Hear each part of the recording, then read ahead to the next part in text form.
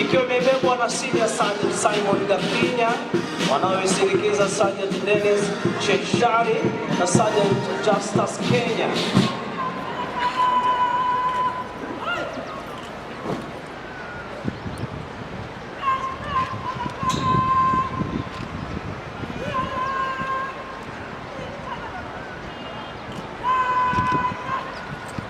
Na kama vile